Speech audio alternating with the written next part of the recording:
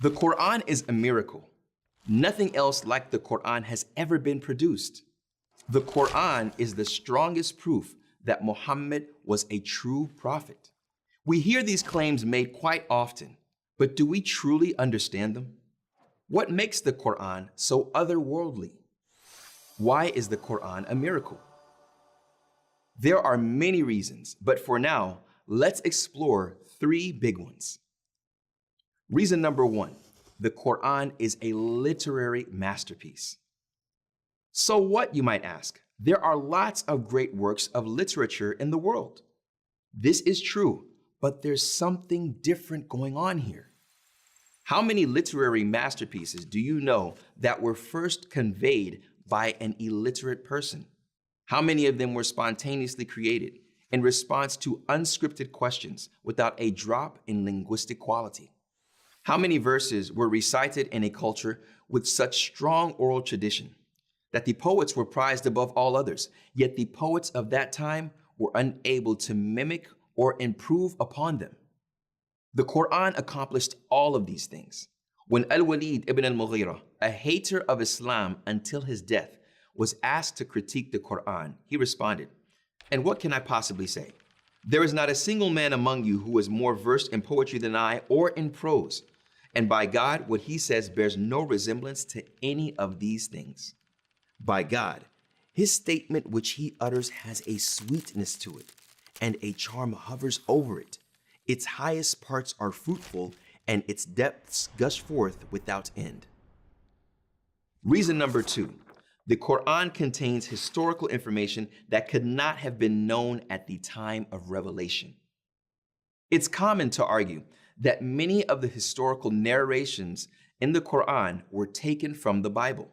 While it's true that both holy books tell the same stories, there is a key difference. The Quran contains accurate details not found in the Bible.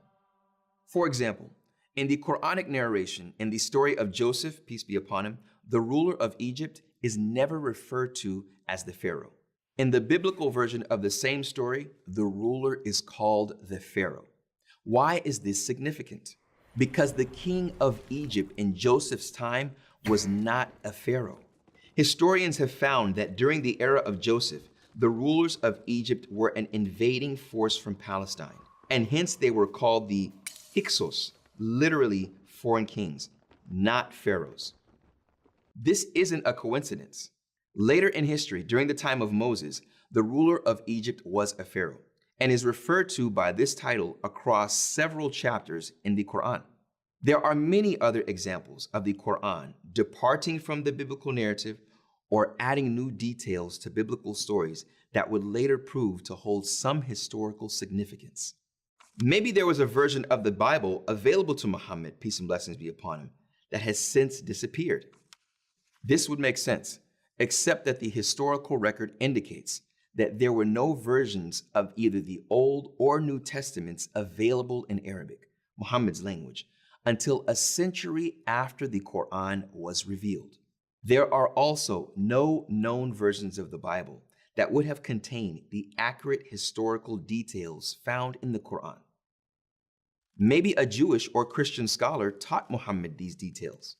There was simply no time or circumstance in which this could have happened. The sources of Judeo-Christian knowledge in the time of Muhammad were limited and passing. But the volume and accuracy of what the Prophet, peace and blessings be upon him, taught could only be attained through decades of apprenticeship that would be impossible to hide. They certainly couldn't have come from a few short encounters. Reason number three, the Quran has been preserved in its original form.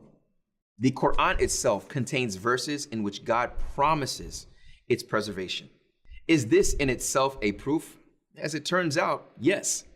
After a millennium and a half, today's Quran perfectly matches with the Uthmanic Codex, the full text of the Quran that was compiled by the Prophet, peace and blessings be upon him's companions.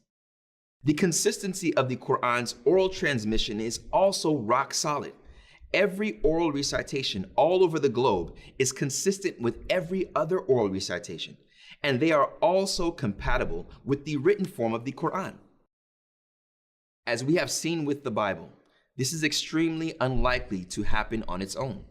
Historical texts are often edited, lost, changed, forgotten, or otherwise altered by human intervention over the course of history. With all this information in mind, then, is it possible that an illiterate man from 7th century Arabia could create a linguistic masterpiece with intricate details of lost knowledge and complex theology that has lasted unaltered for over 1,000 years? Of course not. What we see in the revelation and preservation of the Quran is the divine at work. Is it not sufficient for them that we reveal to you the book which is recited to them? Indeed, and that is a mercy and reminder for a people who believe. With this then, let us conclude that the Quran is indeed a miracle.